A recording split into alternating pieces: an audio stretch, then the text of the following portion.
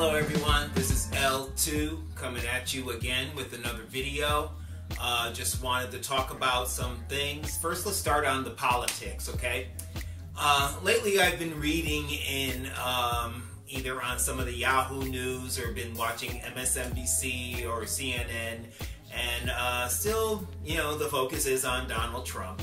And one of the stories that really hit me was when he was having a news conference, and one of the reporters, I forget his name, had asked him a really, significant question on why he was not coming out with some sort of information, and trying to get him on. I think it was the donations that he was getting, and those donations that were supposed to go to a certain organization.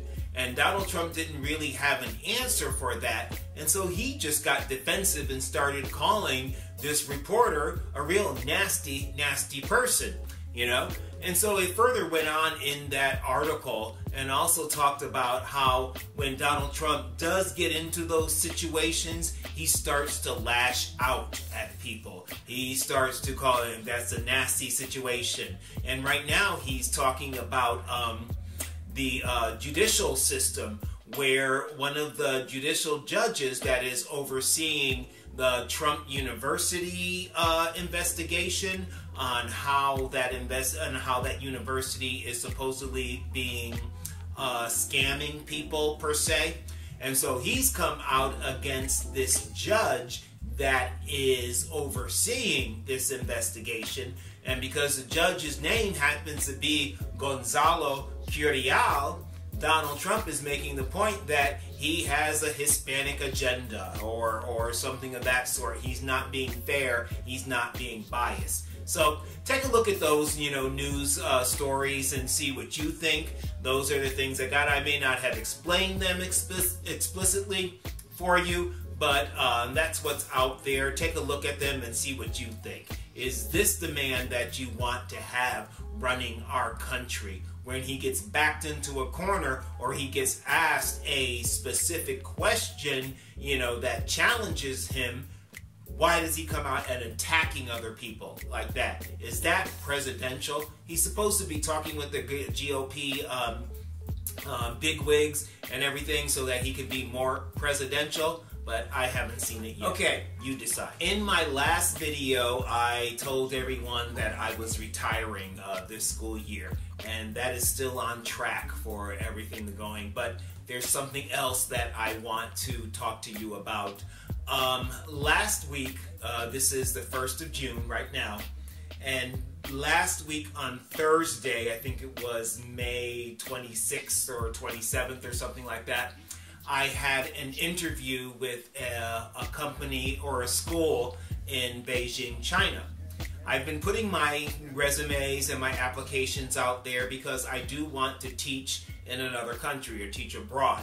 So I put my application out there, and then I was contacted by this school, and I worked through a company that, helps you through the process of getting a job over in another country. And so they called me, and I interviewed by Skype with this school, this private school. And so I said, yeah, the interview seemed to go pretty well, So that night, of course, it's a 13-hour difference over in Beijing. So here it was 7:30 p.m. in Texas, and in Beijing it was 8:30 in the morning, 8:30 a.m. the next day, Friday, in the morning. And so I did the interview. It lasted about 25 minutes and everything. And so I, said, well, I did think I did pretty good, but we'll see if I get the job.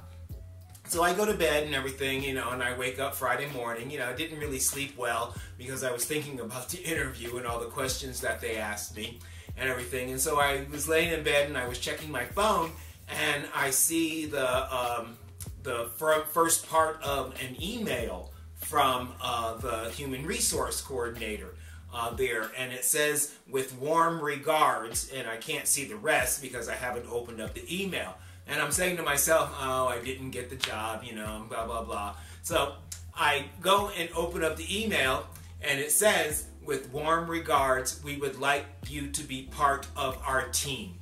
And I said, whoa, this was great news, and I was really surprised, and I was glad, and I'm happy. So they offered me the position, and I emailed them back later that morning and said, I accept your position over in Beijing, China at your private school. So I will be moving to Beijing, China.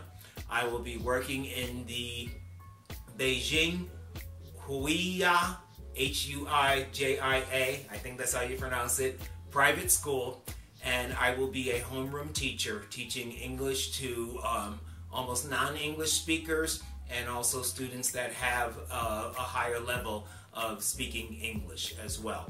So wish me luck. Hopefully my timeline is going around the beginning of August or mid-August to get over there to China, but I have a lot to do here in Texas before I go over there. So keep in touch, and also there'll be a new videos coming up when I'm going to China. So keep in touch, and I'll take you on my journey with me. Hope you enjoyed the video. If you like it, like or subscribe. If you have any comments, make the comments down below. I try to make videos every week, so be on the lookout. This is L2 to you. I'm out.